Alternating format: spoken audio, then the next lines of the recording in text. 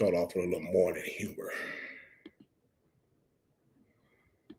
So it's 10 o'clock in the morning, and I'm on my way to my country club. And I drive past a strip club that already has cars in it at 10 o'clock. And do you know what that made me realize? I'm not hustling hard enough. I don't want it bad enough because those girls were in there at 10 o'clock in the morning already shaking ass, hustling. Do you know what I had done by 10 o'clock that morning? Had a hot vanilla latte with oat milk and a blueberry muffin. That ain't gonna cut it. That ain't gonna pay the bills. I tell you, after I got done playing golf that day, I went back to my house, told my wife, you know what, go sleep with the pool boy because I'm not worthy. So I posed the question to you guys, how early are you willing to shake your ass to get to where you want to be in life? Because a private jet ain't. Just a little morning humor, Good morning, guys. Good morning. If you're blessed to see this morning, man, you are blessed to see another day to get it right. I'm gonna give it a few minutes. I'm gonna get started. But today the topic is the consequences of bad credit. That's the topic. So I'm gonna wait about maybe 1 minute to get it started. A quick intro. My name is Timothy Gordon Bay. Everyone calls me Big Mo. I am one of the founders of Pleasant Management, which is a credit repair and restoration company. We've been around for about 7 years now. And we do pretty damn good work. We do legal work. We do pretty damn good work, and we do legal work. So again, this morning I want to talk about the consequences of bad credit. When I had my small viral moment when I was telling people, don't purchase a home first, to purchase investment property first. And I think that message kind of went over a lot of people's heads because, as I stated, my wife and I, we rent our house. We have a 4-bedroom, 2-garage house sitting on a 3/4 acre land, and we rent our primary residence. However, we own 3 investment properties, and our investment properties pays our rent at our current residential where we live at. The rent also pays for any taxes, any repairs on our rental property. Like people were saying, like, "Oh, you hustling backwards." How am I hustling backwards? First of all, I don't want to live anywhere for 30 years. If I had people comment, "Oh, I've had my house for 20 years," and 20 years, like 20 years. So listen to yourself. Oh, I've had my home 24 years. 24 years. Like, listen to yourself.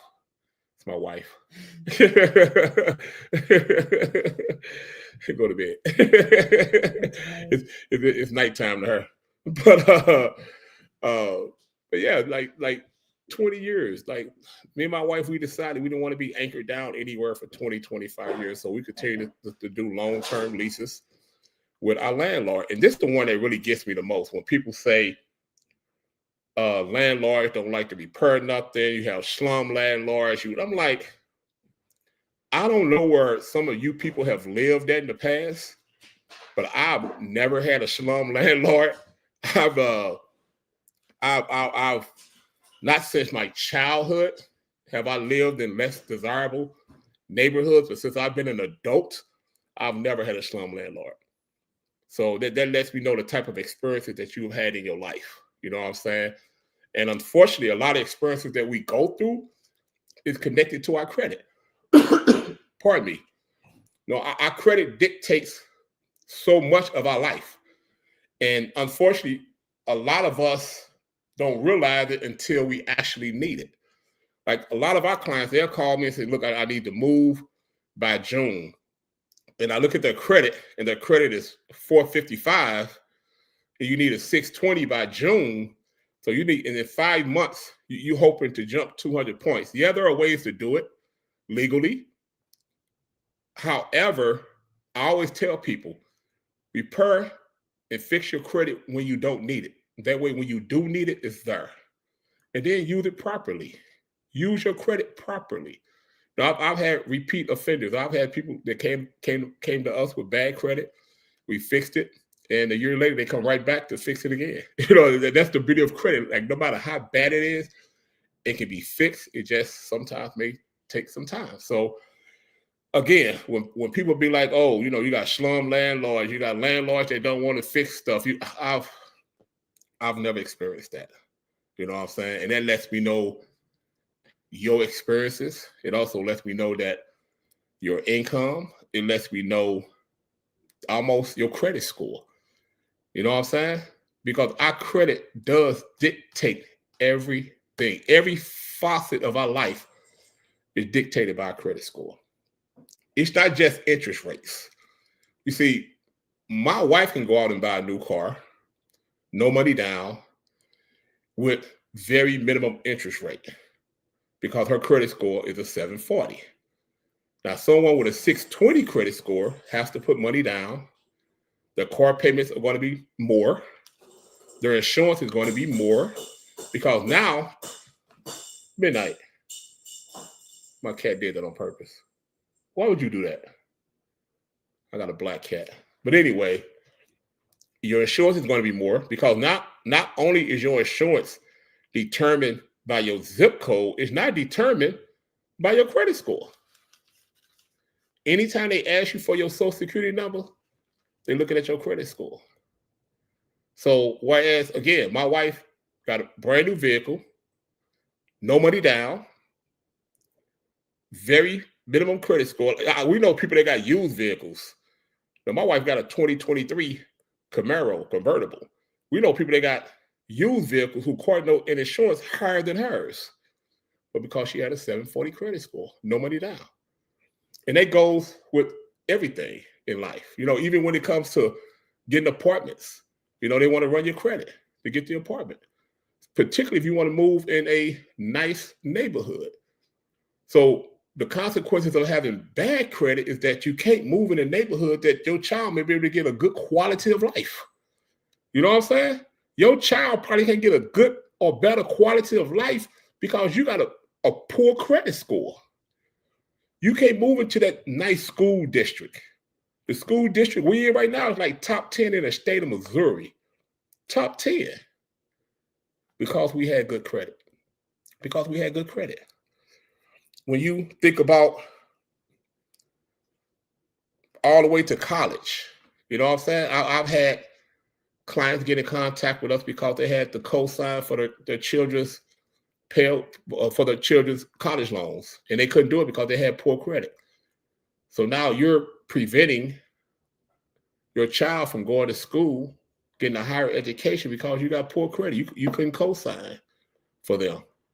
So our credit determines almost everything in our lives. Utility bills. I've never had to put a deposit on a utility bill. Never. I had a client last week said that Ameren UE, the electric company, made her pay $150 deposit because she had bad credit.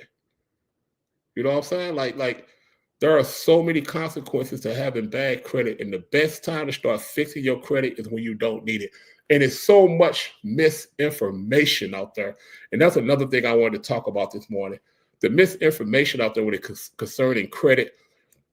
Like overnight, 10,000 credit repair company just popped up out of nowhere. When we started doing this years ago, it was very few of us in the field. Very few of us in the field. And now you got all these credit repair companies. You got all these people with these CPNs. And make no mistake about it, CPNs are illegal. All right? Make no mistake about it. CPNs are illegal. You will go to prison. So therefore, we do not deal with CPNs. We do not deal with credit sweeps. We don't do that. Why? Because in order to do a credit sweep, you have to file fake police reports and fake FTC identity theft reports. We don't do it. We don't do it. But that's the part they're not telling you. When they tell you, oh man, just get you a CPN. I know you guys been seeing these videos, and it's always a Hellcat. It's always a Hellcat. Like these guys going to car lots with CPNs and trying to get you try to get $100,000 car with a CPN, and they end up getting caught. They get caught. It's worse than the check cashing scheme when you meet somebody that knows somebody that knows somebody and write you a check for Chase, you deposit in your account, then you go try to cash it. They get hip to that, man. They get hip to that because they look at your history. If you've never cashed a $20,000 check before in the history of your checking account, and all of a sudden now you got a $20,000 check out of nowhere, that's a red flag. That's a red flag. If you've never handled that amount of money in your checking account before and all of a sudden you got it, it's a red flag. You're going to jail. You're going to jail. You're going to prison. You're going to prison. People to me, they got the biggest nuts of those that live in apartments with CPNs. Like, every time somebody knock on my door, I'll be afraid. and I know a lot of people in Atlanta and in Texas, Houston particularly, that they got the hearts of a warrior. Because I couldn't do it. I couldn't do it. I absolutely could not do it. So the consequences of bad credit, again, it affects not only you, but if you're a mother or a father, it affects your children. You can't put them in a better environment. You can't put yourself in a better environment. You higher interest rates, down payments, even mental health. You know what I'm saying? Like, believe it or not, your credit affects your mental health because you can't get approved for anything. Nothing. You can't get approved for anything. And one word of caution, I want to say, one word of caution.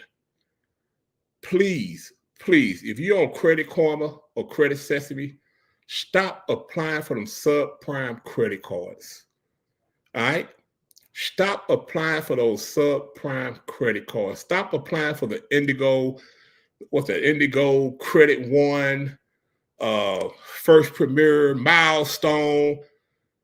Don't stop applying for any credit card other than American Express that charge you to have it in your wallet every year or your purse.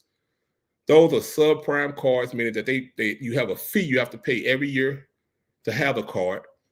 A lot of them don't even go past $500 at all. So why waste an inquiry to apply for a $300 card when you could just wait to get your credit a little bit better and get a $3,000 card or a $5,000 card?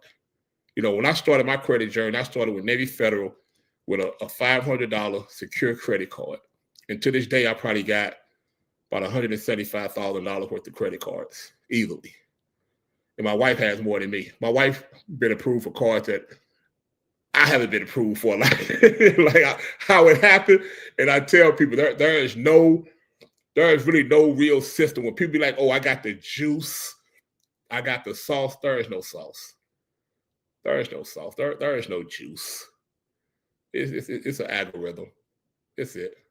Because, again, my wife been approved for cards that I know I should have been approved for, and I wasn't. And she got it, and I didn't. You know what I'm saying? She got her business cards way before I did. It took me 6 months after she got her American Express business cards for me to get my first business card. And she got 3 out the gate the exact same day. She got 3 American Express business cards the exact same day. They gave me 1 6 months later. I got denied for the other 2. You know what I'm saying? And the reason for my denial was because they said I had too much credit already. So that brings me to another point. If you apply for something and you get denied, read those denial letters. You know what I'm saying? Read those denial letters. Find out why you were denied. That way you know what to work on. You know what I'm saying? Sometimes it could be something as simple as your income. You know what I'm saying? You got denied because you didn't show enough income. So you might have to go in and adjust your income because it asks for household income, not just your income. On the majority of applications, financial applications, it asks you for your household income. That means everybody under that roof.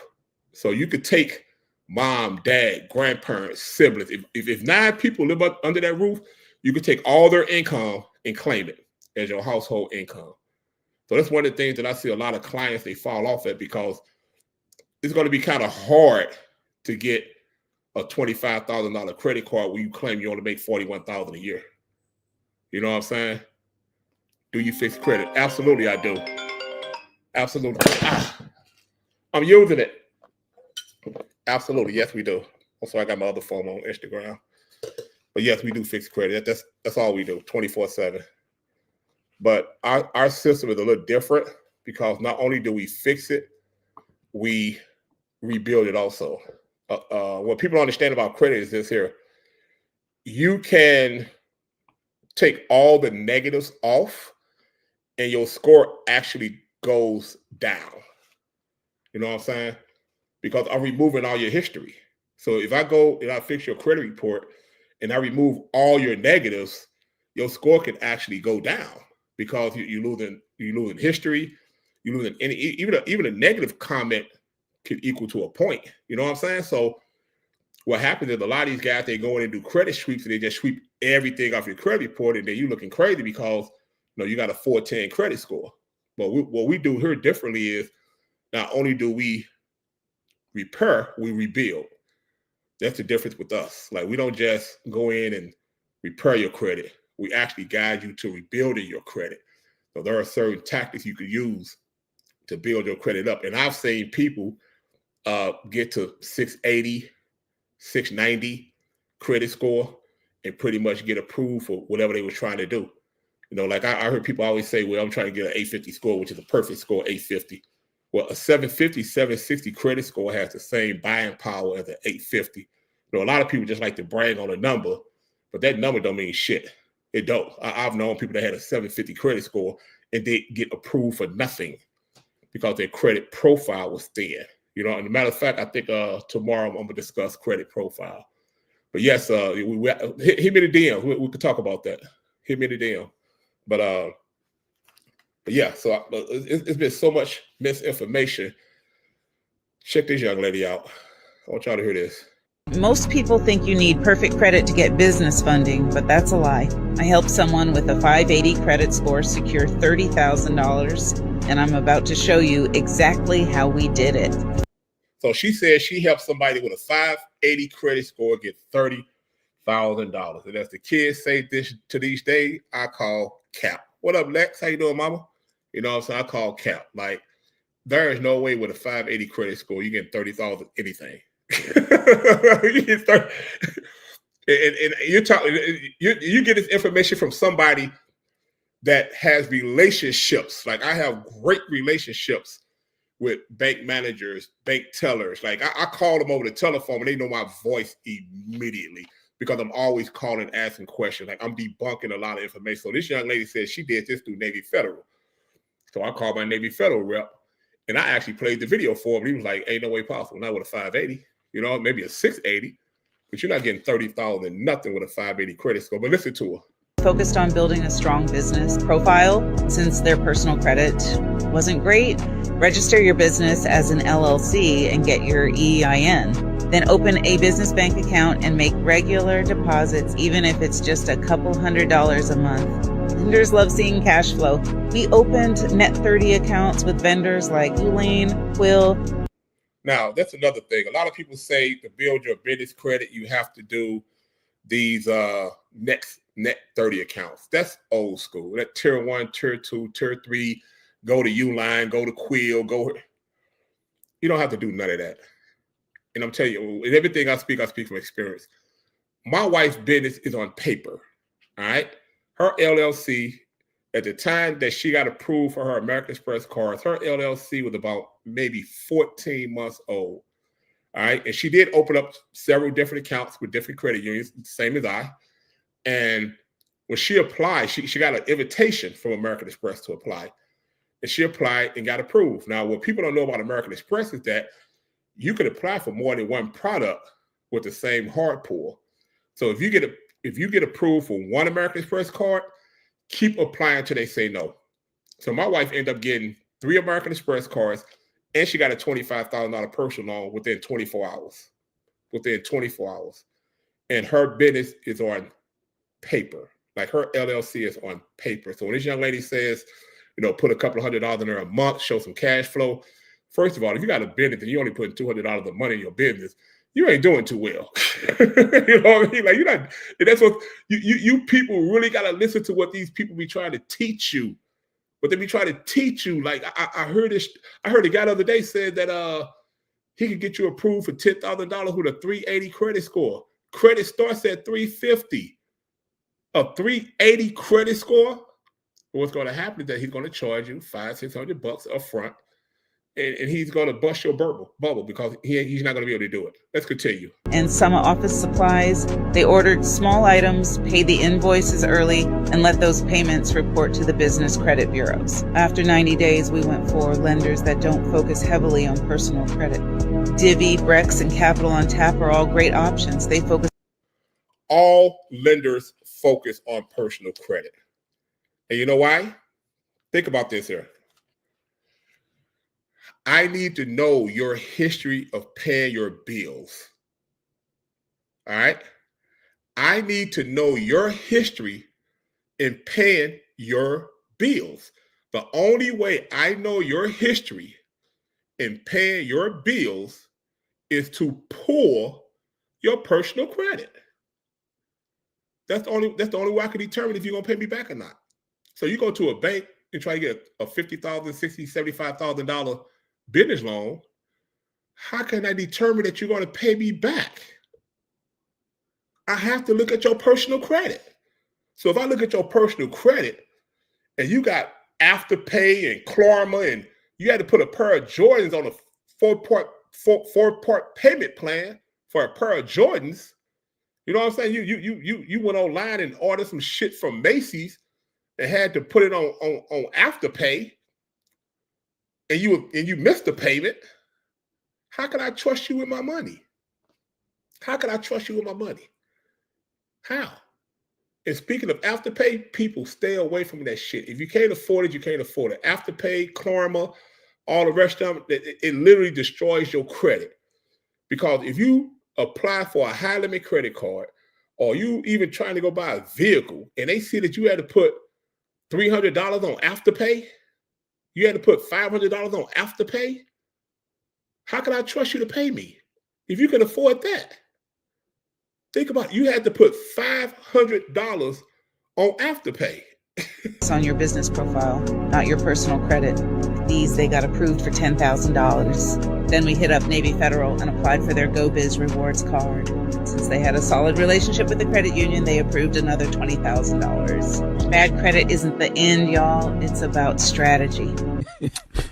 Who are these niggas? Absolutely. Like, who are these people, man? Like, she says it's all about strategy. And listen, it's not going to happen.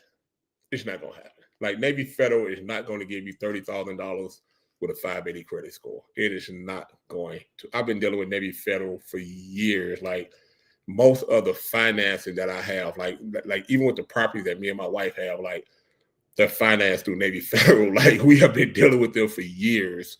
You know what I'm saying? 580 credit score, it's not going to happen. It's not going to happen. I recently had a client that got turned down for a debit card with Navy Federal. Like, literally, I have never heard of that before.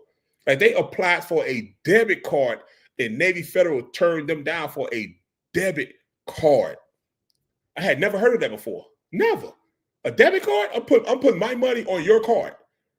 They got denied because of their credit. When they ran their credit through check system, they realized that, wait a minute. You had a Bank of America account that went under. You had a Regions account that went under. This credit union account you had went under. Why are we going to give you a debit card from us? For what reason? Guys, that's how important your credit is, man. That's how important your credit, like it literally determines even your mental health. Your mental health. I have clients that stress TF out right now. Like, I'm talking about stressed because they have to do something in their life right now. Like, they have to move or get a car. You know what I'm saying? And they credit killing them. I remember one time in my life when I was homeless, right? Like, I was homeless. And I worked 2 full-time jobs, made good, decent money.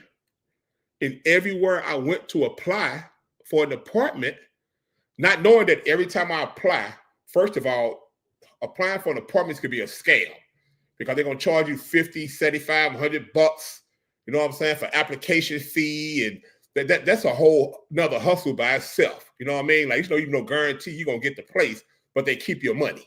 You know what I mean? So I'm constantly paying $75, $100, $50 for application fees looking for an apartment in nice neighborhoods because I make nice money with these two jobs combined, and I kept getting denied because of my credit.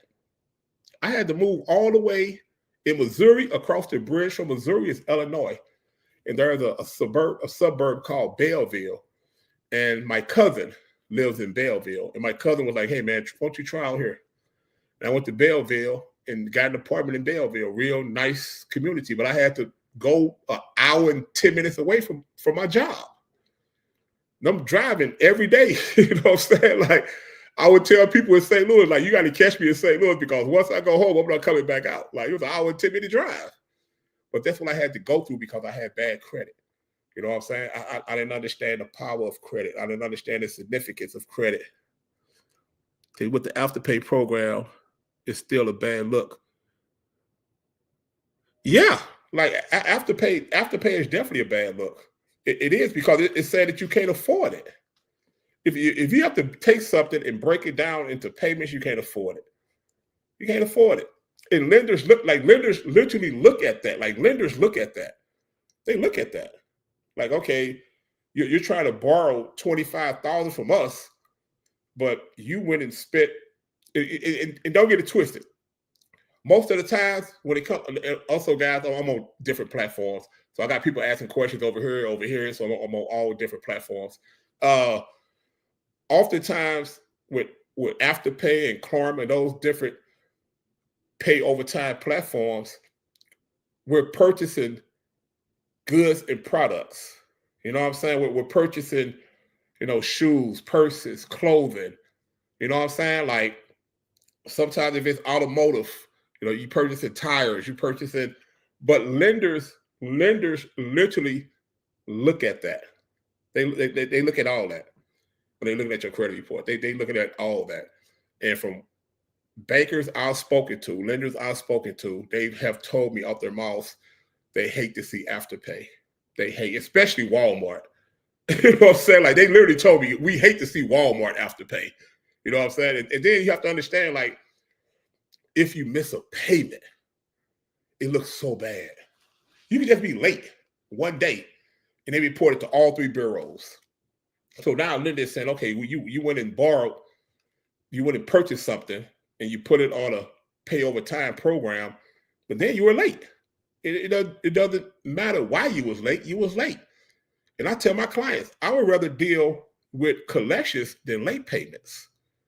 That's the one thing that kills most people that a lot of us don't realize. Them late payments kills your credit, destroys it. A late payment, you can lose 50 to 100 points on one late payment. One late payment. And then people say, well, what do I have to do to remove the late payment? You are left at the mercy of the lender. You can contact them, beg, plead, if you have one late. Now, if you have multiple lates, you out of here. It ain't going to happen. It's going to stay on your credit report. And late payments stay on your credit report up to 2 years. You know what I'm saying? Up to 2 years. I would rather deal with a collection account than deal with a late payment. Late payments are absolute hell. Let no one tell you nothing different. Don't let anyone tell you they can remove late payments because, again, it's a 50-50 shot. I got a client in Brooklyn, New York on the brownstone. His mortgage payment was late because he switched banks for the payment. So when he switched banks, he thought he was on auto pay, but the auto pay didn't kick in for 31 days because he had just switched banks. So it was an honest mistake. He contacted the mortgage company. One late payment out of 5-6 years. One late payment. They wouldn't do it. They said, no, we can't take it off. We refuse to take it off. We refuse to take it off. So yes, even your credit determines your mental health. You know what I'm saying? Your mental health. Because I'm pretty sure if especially if you're a parent, of course you want the best environment for your child. You know what I'm saying? Like, I grew up with the thought of every generation wants the best for their child as the previous generation, meaning that my parents wanted the best for me. Therefore, I should want the best for my children. And when my children have children, they should want their children to want the best that they had. each generation should grow in advance. But if you got bad credit, you can't make that decision. You can't. You can't make that decision. I heard people all the time say, "Oh, I'm getting ready to move out of town. You know, I'm gonna move to Houston. I'm gonna move to Atlanta. I'm gonna move to Dallas. I'm gonna move to Raleigh, North Carolina. Like, I'm gonna start my life over and get my shit together." And my thing is, if you live in a city and you doing quote unquote bad, if you can't just move over to the suburbs to do better, what makes you think that you can move to a whole nother city and restart your life with bad credit? You think your credit don't follow you where you go? Like you don't think it's gonna follow you where you go? I tell people that 90% of the people I knew that moved from St. Louis, if for some reason St. Louis has this pipeline to Atlanta, like it's a pipeline. Like everybody in St. Louis runs to Atlanta. 90% come back within 2 years.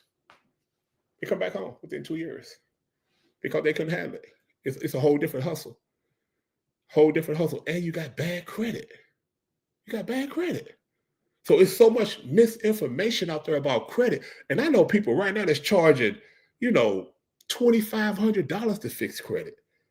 It's this one guy, something the great, got all the yellow cars. He got the yellow Lamborghini, the yellow Rolls Royce, Tigre the Great, something great. He charged $10,000. He charged $10,000. And he got people right now on his neck because he couldn't produce $10,000 worth of work. But he charges $10,000. In all his videos, he's showing you where he's taking his clients to a car lot and they're purchasing multiple vehicles for their fleet. And the whole purpose of purchasing multiple vehicles is to create their own Toro, right? And come to find out all that was fake. It was all for show. It was all for show. But you guys are going to continue to make people like him rich. And, as long as they could pull up in a Lambo and pull up in a Ferrari and sit inside of a mansion and shoot their content, not knowing that the only thing they're doing is that they're selling a lifestyle. They're not selling you a product. They're selling you a lifestyle. And that's why, when we shoot our content, we don't do that. We don't do that. We could, but we don't. I'm not trying to sell you my lifestyle. I'm not trying to sell you my lifestyle. I'm trying to help you save your life by fixing your credit. That's what we try to do. You know what I'm saying? We try to help you save your life by fixing your credit. Because, again, I know the hardships that I went through having. I couldn't buy a car. And the first car that I did buy, I paid cash for, and I still have it, my 2002 Malibu. It's more of a sentimental thing now because it reminds me of all the hard times it got me through when I was homeless and I bought that car. You know what I'm saying? Like, it got me through some real hard times. So you're talking to someone, communicating with someone that's been through it. Like, I have absolutely been through it. Like, I know what it feels like to be homeless. I know what it feels like to get denials. You know what I mean? I know what that feel like, to have the money to do something. But those people right now paying $2,000, $3,000 a month rent. It could probably get a investment property for $1,600, $1,700 a month. It's your credit. That's the one thing between the have and the have-nots is their credit. That's why your credit is so important. It's so important. And I'm not a gatekeeper. Like, if you DM me, ask me a question, or if you book a consultation with me, I mean, that is your time. We will be on the phone, and we're going to take care of you. He said, how do you fix your credit if your money flow is low? You pay your bills, but only able to pay the minimum. You know what's killing you? If you can only pay the minimum, that interest. Whew, that interest rate. The question is, how could you fix your credit when you're trying to pay your bills? And, you're only paying the minimum on your bills, which I'm assuming is mostly credit cards or whatever. That interest rate, man, that interest is so sometimes you have to use what they call a snowball effect. Find the smallest bill, pay it off totally, and then go to the next one. You know what I'm saying? That's a method that I use when I found myself in financial trouble. It's called the snowball method. Like, you take the credit card that has the smallest bill on it, or whatever product you owe that's the smallest, and you pay it off entirely while you still paying the minimum on the others, but you pay it off entirely, and then you go to the next one. And another thing that I advise my clients, like, my client says, they always ask you, like, well, man, I need to get a loan for this. I need to get a loan for that. And sometimes the loan they need don't really be a lot of money. We're talking, $2,000, $3,000. Hey, man, I need a quick $5,000. I tell them, get a second job. Get another job. You know what I'm saying? Like, because sometimes in the long run, it'll be easier, especially now because you got jobs that pay you the same day now. You know what I'm saying? A lot of employers will actually pay you the exact same day now. You know what I'm saying? So I see Chick-fil-A down the street starting at $19.50 an hour. You know what I'm saying? Like right down the street from my house. It's get a second job. You know what I'm saying? Swallow your pride. Get a second job. Look at your finances. See where you're spending money at. Because there may be things that you may be able to cut out of your life and save money. For me, I quit smoking. I was smoking 2.5 packs a day. Especially when I was working, I was really killing cigarettes. And then one day I sat down and did the math, like $8 a pack, $24 a day, almost $140 a week. Because cigarettes in St. Louis like $8 a pack. And I was like, I'm smoking like 2.5 packs of cigarettes a day. And not really smoking them because I'm giving them away to other people. And then you got a cigarette? Yeah, here you go, here you go, here you go. But I'm going through 2.5 packs of cigarettes a day. Almost $140 a week. I had a conversation with my daughter one day. My daughter's single, no children, master's degree, college educated, works with autistic children, great job, great career. And she said, Daddy, I don't understand why I'm broke all the time. And I said, how? You got a condo in an apartment. Like, how you broke all the time? She said, I don't know. I said, come to the house. And we sat down and we wrote everything she spends her money on. And don't you know, she spent as much money on DoorDash per month as she did on her rent. Pardon me. Because at her job, 5 days a week, she was DoorDashing. $35, $40 a day, $200 a week, $800 a month on DoorDash. I say, listen, if you don't get you some ramen noodles, get you some turkey meat and some bread and mayonnaise and tomatoes, but sometimes you have to sit down and you have to write that stuff out in order for you to see where you're spending your money. You know what I'm saying? Particularly, like I put on my Facebook the other day, how the hell do people seem, especially if you got children and got a job, how the hell do they seem to be at all the popping spots 7 days a week? Like, how? Like, I see the same people going to different clubs 7 days a week, like all the popping spots. I mean, like, how? How? If my wife and I, we got money and don't do that shit, like, how are you able to afford to do this? How? You're right. Broke mindset. Yeah, you're absolutely right. Absolutely right. Broke mindset. And we have to get out that mindset. Like, sometimes you got to sacrifice. I tell people my story all the time. Like, when I was homeless, I didn't date. That 18 months I was homeless, I didn't date. I didn't go out. On Sundays, my daughters would cook dinner for me. I would take some of the leftovers back to my shelter. I didn't eat fast food. Everything I ate, I cooked, or I eat sandwiches, or I eat ramen noodles. Like, I was stacking my bread for 18 months. I couldn't afford to date. Most women you meet gonna probably have a child. Like, I can't afford that right now. Like, I can't afford to take us out to dinner. I can't afford to take us out to the movies. Like, I can't afford it. I need to work.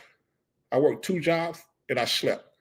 You know what I'm saying? Like, for 18 months, like, that's all I did. That's all I did. And sometimes you got to take a step back and just make those sacrifices for you. You know what I'm saying? You got to grind for you, nobody else. I was homeless by choice. Let me explain that. I was homeless by choice. I was homeless because I didn't want to move in with anybody. I got 3 adult daughters. I got 2 adult sons. Like, they used to be, man, Dad, why are you in the shelter? Because I don't want to move in with you. I was homeless by choice. I didn't want to. You know what happens?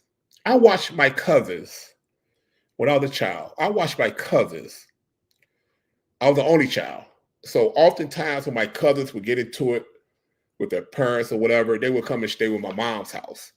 And that welcome lasted all of a week. After 1 week, my mom was like, okay, what you got on the gas bill? What you got on the light bill? What you got? After 1 week, that welcome was over. Now you live her. Now you gotta donate and contribute to the household. And I know that. So I can't build myself up and get myself out this situation living with somebody that I know I have to contribute to their house. I can't live there for free, regardless of what they may say. Regardless of what they may say, you have to contribute to that household some type of way. $100 a month, $150 a month, like whatever it may be. You have to contribute. But I couldn't afford to do that and get myself together. So I was like, you know something? I'm gonna go somewhere where I can live for free. The shelter. And I was in one of the worst shelters in St. Louis. I'm talking about it was dangerous. You know what I'm saying? Like it was dangerous. Like, but that's the consequences of having bad credit. You know, that's the consequences of having bad credit. Like it's nearly nailed in a coffin. It's nailed in a coffin. So I heard people say they want to buy a house one day, and it's like, why? You know, why? You know, you got to put $20,000 down, $25,000 down on the house. You like, why? Why you want to buy a house? Well, what's so important for you to buy a house? Because they sold you on this American dream of home ownership when there's really no home ownership. It really isn't. The difference between me paying a landlord and you paying the bank is zero. Because it takes 10 to 15 years to get equity out your house. I don't want to live nowhere that long. I don't. Like me and my wife, we value our freedom. You know, we value our freedom. And particularly if you're a certain age, if you like in your 40s, talking about buying a house, stop it. You'll be 70 when it's paid off. Life don't begin at 70. Life begins every morning you wake up and your foot hit that floor. That's when life begins. Every morning. So the person says, should I rent? It's up to you.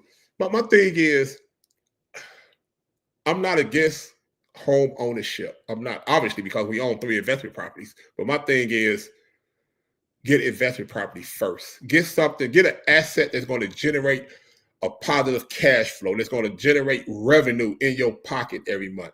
You know what I'm saying? Let's say you get approved for $500,000 for a house. Take that $500,000, go get you a multi-unit, duplex, triplex, quadplex. You live in one and rent the other ones out. Or you can rent all of them out and rent somewhere else away from the property. That's what we choose to do. You know what I'm saying? We didn't want to live in our property. I didn't want to stay there close to our tenants. You know what I'm saying? So we got 7 doors, meaning 7 different units that we rent out. And we live in the St. Louis suburbs, and most of our properties are in St. Louis City. So we could have stayed in one of our units, but we chose not to.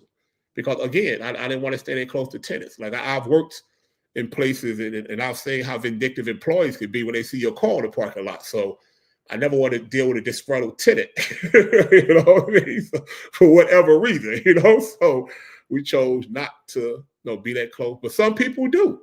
Like I know people right now that have multi-unit properties and they actually live in one and rent the other ones out. You know what I'm saying? So it's to each their own. So I'm not against home ownership. My thing is when you buy a house, you are buying a massive debt. All right. They sold us on the ideal of buy a house, build up equity, 20-some years from now, 30 years from now, you'll own it, which you would never own it because you still got to pay taxes on it. You know, they don't tell you about the repairs you have to pay on it. You know, so it's benefits to renting versus owning a house. You know, again, if a tree grows into my pipeline and busts my pipeline under the house, I call my landlord. My landlord, he fixes it. He repairs it. And the same way with our tenants. If our tenants have any type of issues with the property, they call us. Now, the difference is this. We don't have to pay for it because the tenant's rent is going to already cover the charges. You know what I'm saying? Then I heard people say, well, homeowners insurance. I get it. But those people let me know they've never dealt with homeowner insurance companies. It may take you a year, 18 months, 2 years just to get that payout. They don't just come, examine the problem, cut you a check, and you go on your merry way. It don't work that way. The adjuster's job is to not only lowball you, and I know this for a fact, but his job is to find issues why he shouldn't pay you. They train him that way. So that lets me know that people have never dealt with homeowners insurance companies. You never dealt with a State Farm or Geico. Like, I know you never dealt with them because it doesn't work that way. Your pipes don't bust and it's just to come out and cut you a check. It don't work that way. He trying to figure out why it bust and whether it's your fault. And if it was your fault that the pipes bust, he's not going to pay you. He's not covered. You know what I'm saying? Like, and unfortunately, with most people that got homeowners insurance, they don't read. They don't read. They don't read the policy. They don't know what's covered and what's not covered until it's broken. And it's the same way with most people that buy a house. You don't know if your you don't know if your payment balloons in 10 years, 15 years. You can have a $1,200 a month mortgage right now, and in 10 years, your mortgage $3,000. You don't know because they don't take the time to read. But every time you see somebody online and they get a house, what do you see? Sign away. That's it. Page after page. Sign away. They don't read. Then they'll hold up the key. New homeowner. Oh, new debt. That's all it is. That's new debt. That's it. But if you can get approved for a $500,000 house, you get approved for a $500,000 multi-unit property. Create you an asset. Don't create debt. Create asset and let the asset pay for your debts. That's all I'm saying. That's all I'm saying. And I'm saying, if you are a certain age, ask yourself, really, is this what I'm going to be doing for the next 30 years of my life? If you're a young couple and you live in Raleigh, North Carolina, or you can live in Hawaii, ask yourself, is this where I'm going to live for the next 30 years of my life? I have no upward mobility. My daughter just accepted a job in Dallas working with autistic children. You know what I mean? Like, but had she had a mortgage, if she would have had a mortgage here in St. Louis, she would have been stuck with a mortgage. Like, how could you just up and move and you have a mortgage? So what, you going to pay a mortgage here and get a place out in Dallas? Or you hopefully could find some good renters here? So you really trust yourself to find some renters for your house here to cover your mortgage while you live 500 miles away. Man, that's stress. That is absolute stress. You say, so that rent you get from your tenants, you put enough for, absolutely. Yeah, absolutely. Absolutely. We got positive cash flow every month. Absolutely. And you got to realize too, when you don't always have major repairs every month. You know what I'm saying? Like, out of 3 properties, we had 2 major repairs last year, and it was covered by the rent proceeds. Like, you know, something doesn't break down every month. You know what I'm saying? When it comes to a building, like, if something breaks down every month, you live in the hood. You're in a slum apartment. You know what I'm saying? And I think that's one of the comments that people was making on my page when they were like, "Oh, slum landlords, this slum landlord." I've never dealt with a slum landlord. Never had one. Oh, what if your landlord decides to sell your property while you live there? That's why you got a lease. Whoever buys the house, they got to abide by the lease. I mean, that's the law. You know what I'm saying? That's the law. If he sold the house tomorrow, I have a lease. To 2026, I have a lease. If he sold the house tomorrow, whoever buys the house has to abide by my lease. My lease circumvents all that. That's the law. Or he could buy me out my lease and he could relocate me. You know what I'm saying? He has that option. He can say, "I'll tell you what, this is how many months you got left. I'm willing to pay you X amount of dollars to leave." We can negotiate that. But someone can't just put you out because they sold the property. Like, that doesn't work like that. But again, that lets me know people that never really dealt with law or dealt with real estate or, you know, dealt with people of integrity. You know what I'm saying? Dealt with people of integrity. You know, and our landlord has a lot of integrity. A lot of integrity. Our first unit was 180. Our first unit was 180,000. It was our very first unit was another thing for people who think about getting into real estate. In every city, you have these real estate investment groups, and they're always meeting like twice a month. Join them. You know what I'm saying? Join them. It's like maybe $10 fee to join them. Because our first property we ever got was owner finance. He wanted $180,000 for it, 20% down. And he owner financed it for us. You know what I'm saying? And it paid for itself. It was already fully occupied and everything. He just wanted to get from up under. He didn't want the property anymore. You know, he was older. He was getting rid of all his real estate. And a lot of times, if you join those real estate investment groups, that's all they're going to talk about is real estate. And you're going to run across people, literally, that will owner finance their properties just because they don't want to deal with it no more. They've had it for 20 years, 30 years. They're investment properties. They just don't want to deal with it anymore. They're older. You know, they think about retiring down in Florida. Their kids don't want it. Join those groups. Join those groups. And another advantage of those groups, I don't know if you ever heard of hard money lenders, but hard money lenders are people that would normally 85% finance a project, a real estate project, and they would give you the money up front to finance a real estate project. And you don't have to go through, you know, credit checks and all that kind of stuff.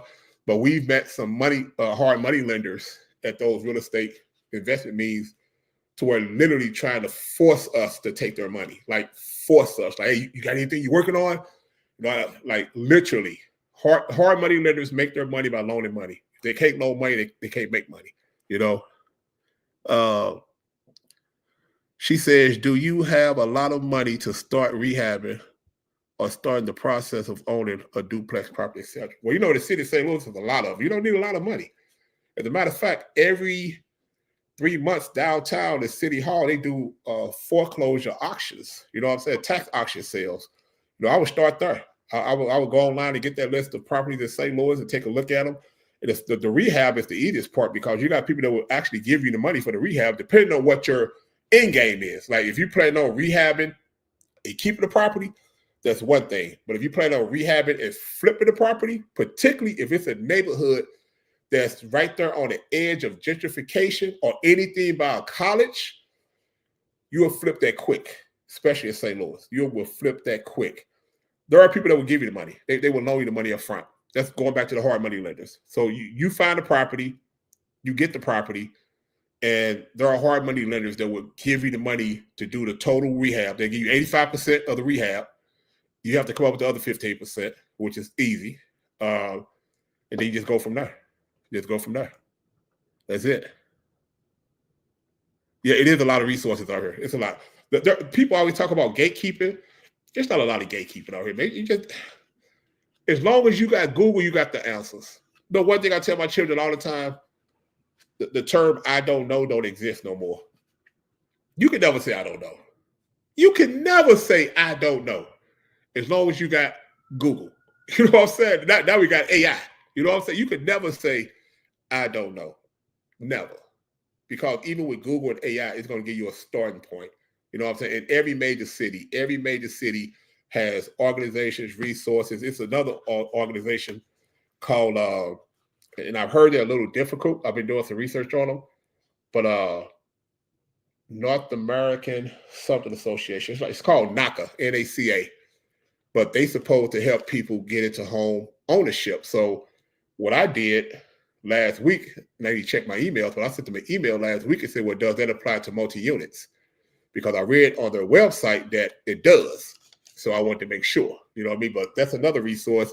And it's located here in St. Louis off of Hampton Avenue called NACA, like the North American something association. But they're supposed to help you if you got bad credit, they're supposed to help you fix your credit, you know, things like that. St. Louis has an organization here called Justine Peterson. Justine Peterson is another community-based organization that's supposed to help you fix your credit and, you know, give you some type of home ownership or something like that. So, and I use my credit every day. I use my credit every day. I don't use debit cards. I never use debit cards. I use my credit every day. Every day. Let me do this. Hold up, I gotta TikTok. I've been on here too long. There we go. Yeah, I use my credit every day. Every day. As a matter of fact, my wife and I, right now, for 2025, we're looking into purchasing empty lots. That's our goal. You know what I'm saying? Like up from now until like May, June, unless, you know, a piece of property come up that's a good deal, we're purchasing empty lots that's in neighborhoods that are being gentrified. So right now we own 2 empty lots, and the empty lot can go anywhere from $500 to, maybe a couple of thousand, you know what I'm saying? But the benefit of a lot is that you never know. Someone may come knocking on your door one day and want to buy it. So that's what we're doing. We add empty lots to our portfolio because in the city of St. Louis, there's thousands of them, like literally thousands of empty lots in our city. You know what I mean? So we purchased 2, one in North St. Louis, one on the west side of St. Louis. And basically, the only thing I do is just make sure that the guy who does our lawn care, just make sure he cuts the grass, keep it clean over there. That's it. So it just hopefully one day we get a phone call saying, hey, we want to buy that lot from you. So, but it's also good to put on your portfolio. You know what I'm saying? It's also good to put on your portfolio because you may pay $1,500 for it, but you could get somebody to appraise it for 10 times that amount. You know what I'm saying? You get the right appraisal. So even though you pay $2,000 or $1,000, the right appraisal could come out at $10,000 or $20,000, particularly when they start building around it. So you never know. So that's how credit, the consequences of having bad credit. Like having bad credit is expensive. You know what I'm saying? It is mentally, spiritually, economically challenging. You know what I'm saying? And a lot of our clients, they go through these other credit repair companies before they come to us and, oh man, I paid this guy $2,500. I paid this guy $1,500. It's just ridiculous. You know what I'm saying? Just all the misinformation out there is just so ridiculous. And sometimes guys, man, sit back and ask some logical questions. Like, when people say they can do this and do that, I'm quick to say, show me. Like, I'm quick to say, show me. Like, show me. Prove it. You know what I'm saying? Prove it. So, what's your credit score? Like, pull your credit score up right now and show me your credit score. I want to see your credit score before I hire you to do my. Let me talk to some people that give testimony. Because if you notice, a lot of them never have testimonies. You go to my website right now, I got 20, 30 people on there. Real testimonies on our website, www.pleasantmgmt.net. www.pleasantmgmt.net. You go to our website right now. Right now. See all our clients. Not all of them, but about 30 people on there giving testimony. Real testimonies. A lot of people that say they repair credit, you don't see no testimonies. You don't see no testimonies. You don't see you don't hardly see anyone saying, oh, he did this, he did that. I'm quick to say, show me. He said, I got a 749. Hey, Johnny, you rolling. 749 credit score with a good profile.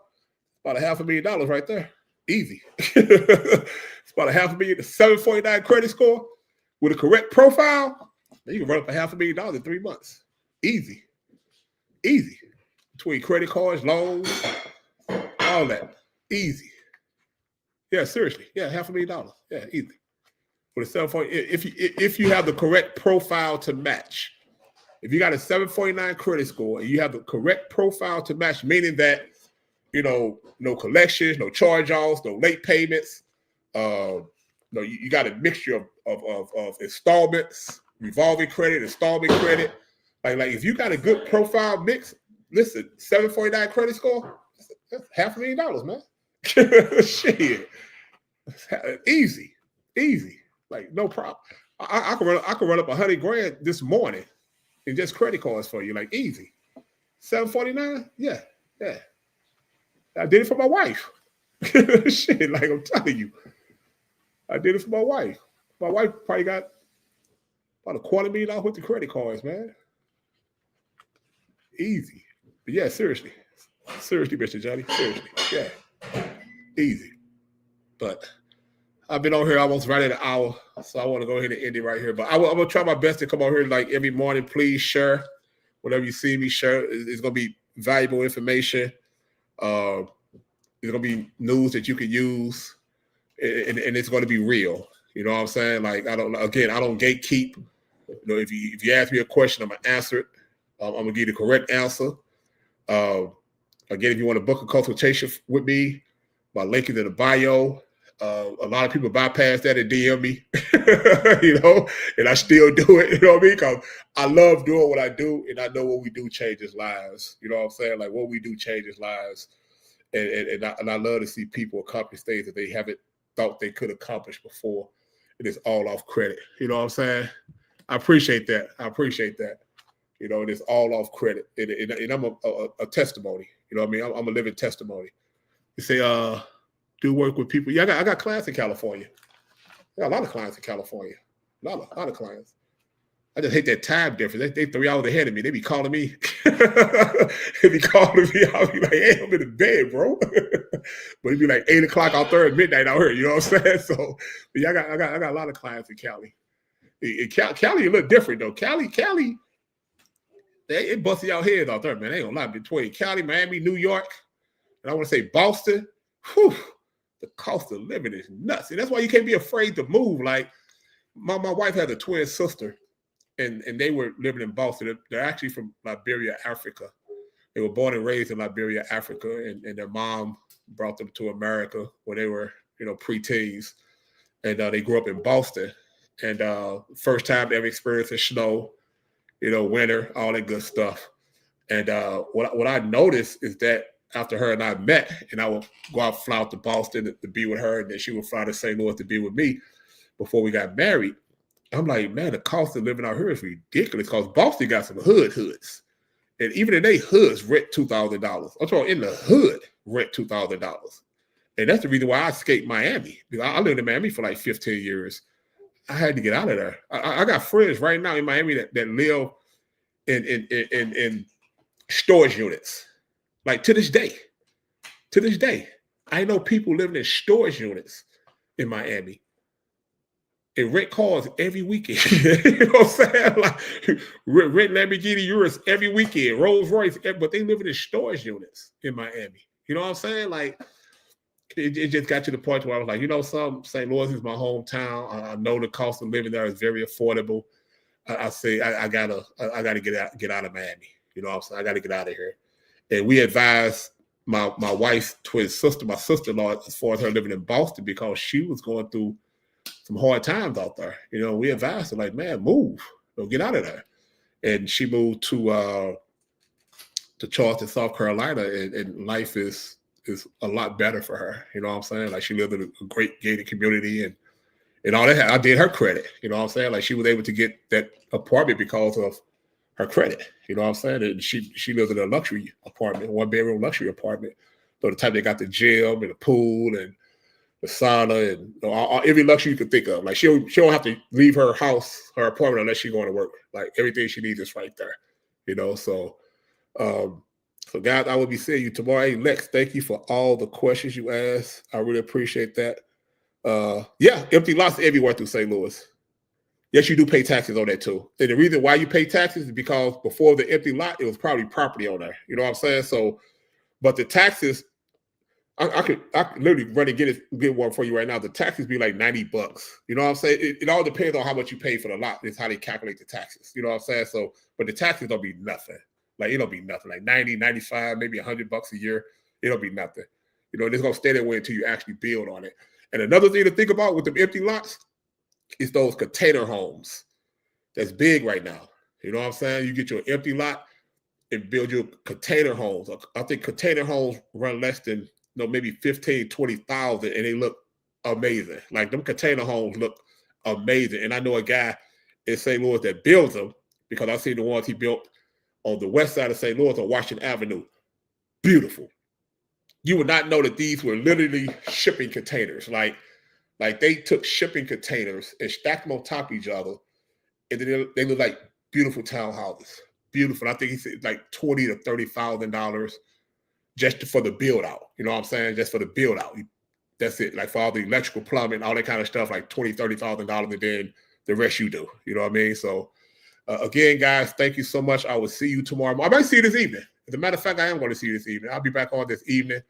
Talk more about credit. Talk more about real estate. Talk more about common sense. Like, and whatever you do, man, don't be a yes man. You know what I'm saying? Do some research before you do anything. Don't sign your life away. Definitely don't do no goofy shit and give your life away. All right, you guys have a great one. Thank you so much. Be safe.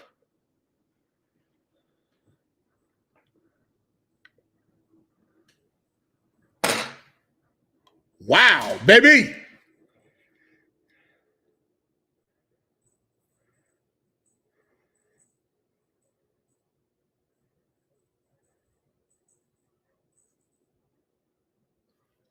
Wow.